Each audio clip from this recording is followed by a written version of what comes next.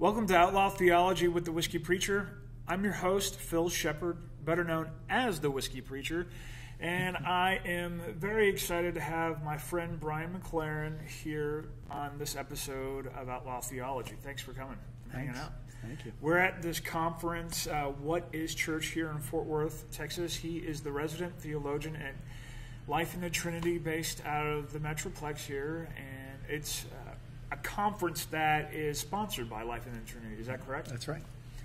And we're asking the question this weekend, what is church? And so I'm just going to throw out that basic question to you and then dive into a few more questions. I know you just got done doing your spiel to the larger group here. Well, I'll be glad to maybe summarize some of what I said, although, gosh, what the other folks said I thought was fantastic. That's why I'm having them on after you. Oh, okay. that makes sense. You're a smart man. Well, I talked about the church in three dimensions. The church is an institution. That's what everybody thinks of first. The church is a community, and the church is a movement or a series of movements. And I talked about the need for a theology of movements, communities, and institutions. And maybe I could just give a quick definition of how the three relate. So I think you have to start with the community since it's kind of the most basic. And in a way, communities can pre-exist institutions and movements, if you think of tribal communities and so on. A community is a group of people who are linked together by their dependence on an environment or an ecosystem, and they're concerned for the common good. Now, one of the huge challenges in our lifetime is that communities have been torn asunder from ecosystems, and this is a big part of our environmental crisis. We live so disconnected from any land that actually brings us together. So anyhow, that's a community. An institution is an organization that tries to serve the needs of communities and movements by preserving the gains made by past movements. And that's probably not clear, but it'll become clearer if I say then, a movement is an organization that serves communities by proposing gains to current institutions. So if you think about government is an institution, the U.S. government's an institution. The community of the United States was wounded by slavery, scarred by segregation, and that segregation was upheld by the U.S. government, an institution. And then a movement, the Civil Rights Movement, came along and made demands or made proposals to the government for change. And without the movement, the change never would have happened. Without the institution, the change never would have happened. And when you take that and apply it to the church, I think it opens up a lot of good possibilities. What would you say the number one thing that the church needs to change? What is the movement today saying to the institution? Yep.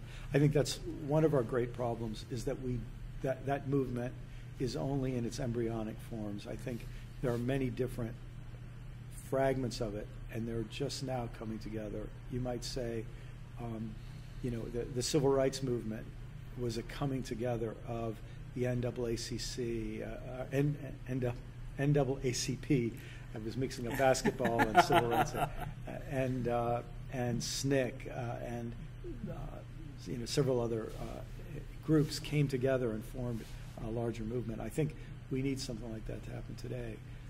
But I would say that movement needs to understand that its primary focus is not the church. Its primary focus is the common good. It's the world. It's God's creation. And I can tell you what I hope.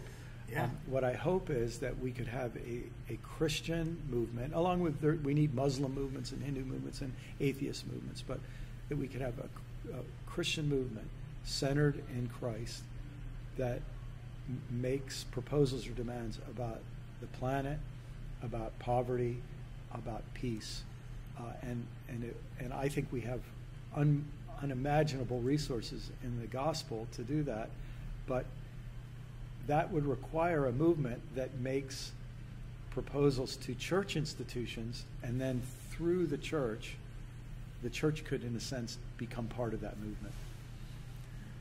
So would you say that the emergent or missional church, this movement that you helped start, I tell the story all the time of how you and Doug and Tony came up with that name. Do you think, A, that is still alive? Because a lot of people are like, it was a flash in the pan. It's no longer valid. And B, is it that movement that's going to challenge the institution, or has it already done that? Yeah. And just to stir things up, let me just say, when people say this or that movement is dead, I just think that's stupid. It's so ridiculous that people, part of this with some people is wishful thinking.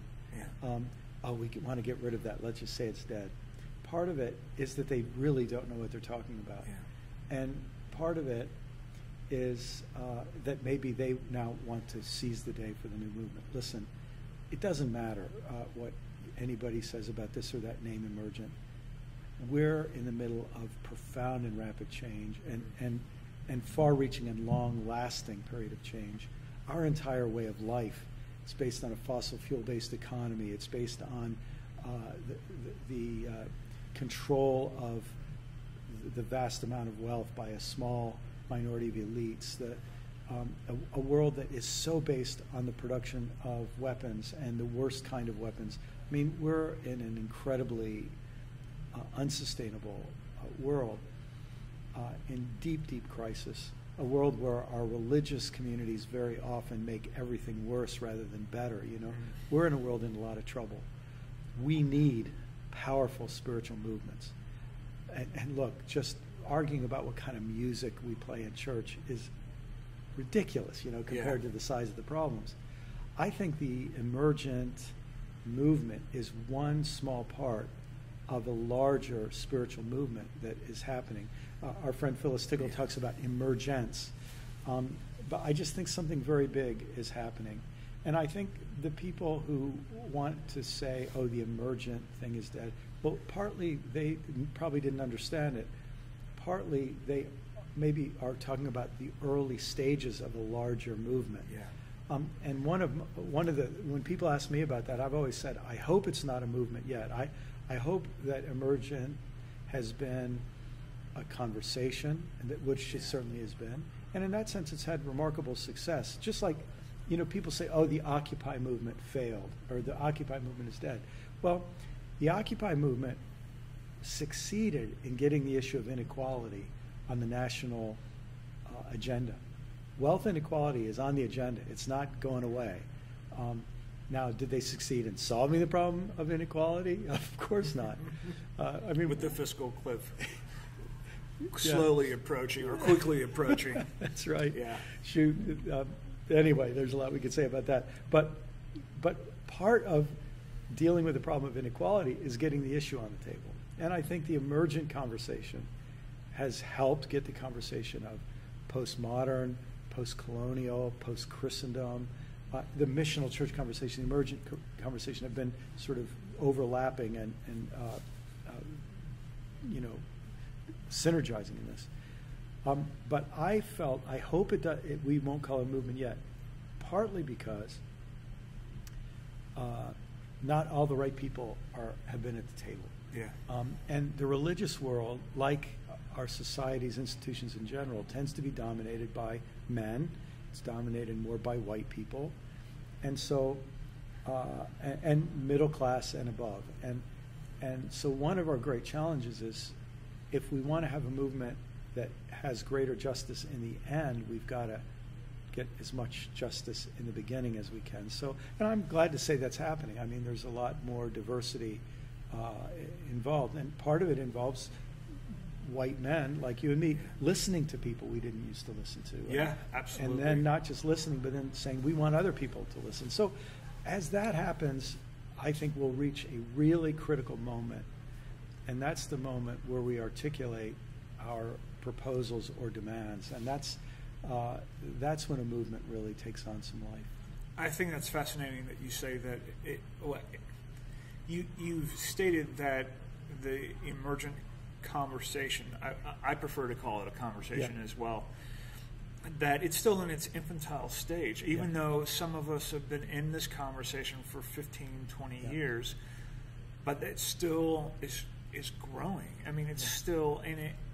I really like that idea that we need to continue to invite different voices to the table before it can gain the momentum of having a movement. Thank you so much for being on Outlaw Theology. Well, thanks. I'm, the theological outlaws like yourself, I think, have an important role to play at this time. The church, renewal doesn't come to any system usually from the center. Renewal always comes from the fringes, and then things are experimented with and and then they make their way system-wide, and so important and radical experiments out on the margins are way more important than their numbers ever imply. So thanks. Well, you're welcome.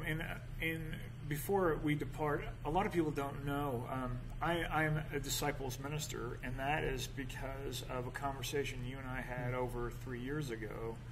That when you were and Father Rohr were doing the Naked Now tour, I don't know if you even remember this conversation, but I was asking you your thoughts about the disciples, and that conversation is the one that brought me to where I am today. And I've always wanted to say thank you to that. And well, that's great to hear.